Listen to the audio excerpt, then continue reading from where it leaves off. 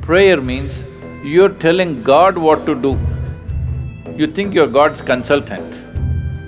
Meditation means you just shut up.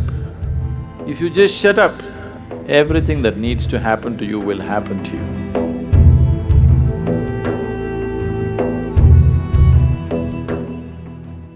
So touching that dimension which is beyond the physical means you want to touch that dimension which is the basis of the physical.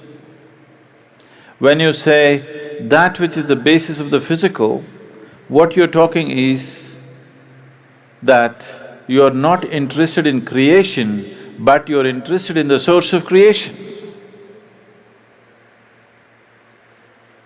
There, if you go and stand in front of the Creator, at least there you must keep your ideas down, isn't it? Your ideas must be kept down for some time when the Creator is here, isn't it so? Isn't he the biggest idea? It's like, there was a man in Pennsylvania, where are you from? Ah. It rains, it doesn't flood there. That's why we put Seattle on the coast.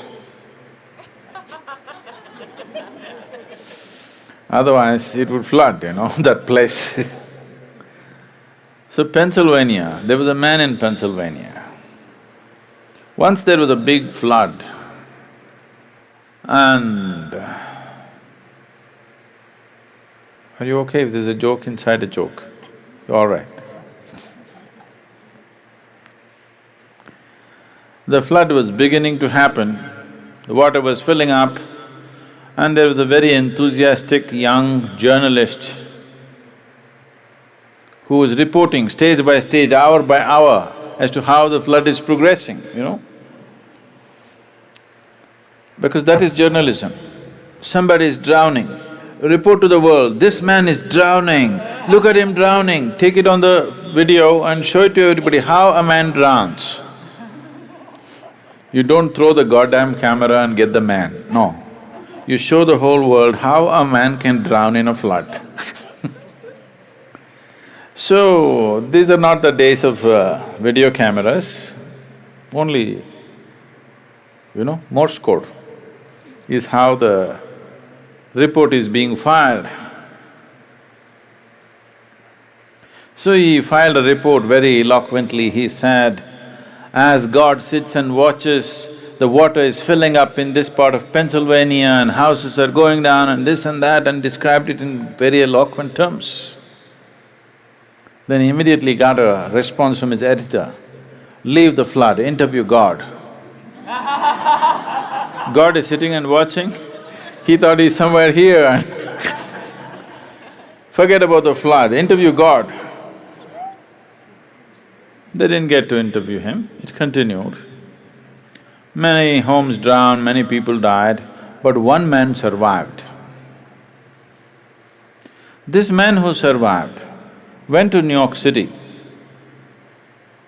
and shared among people how he survived a Pennsylvania flood where so many people died. People gathered. Then he went to Boston and talked about how he survived a Pennsylvania flood, and more people gathered. Then he came to Seattle and he shared, more people gathered. Then he started his roadshow, city to city, talking and talking about how he survived a Pennsylvania flood. He became a famous speaker in America, and then naturally, every American has to write a book within their lifespan.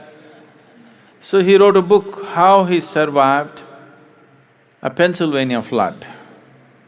It became famous, he spoke everywhere, and his engagements became international. He became a millionaire, sold millions of books.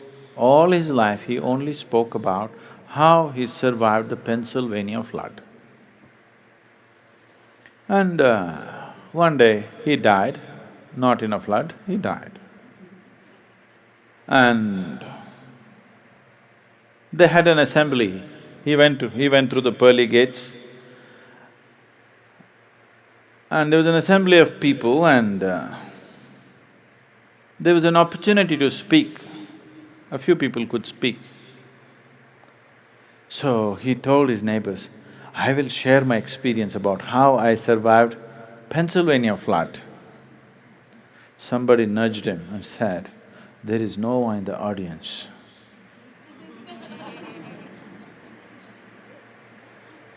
Okay? So,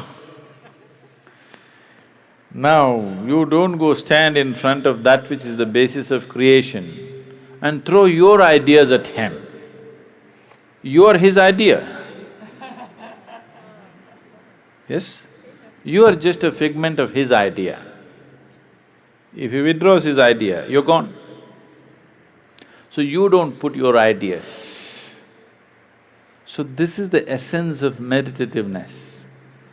Prayer means you're telling God what to do. You think you're God's consultant. Meditation means you have understood your limitations, now you just shut up.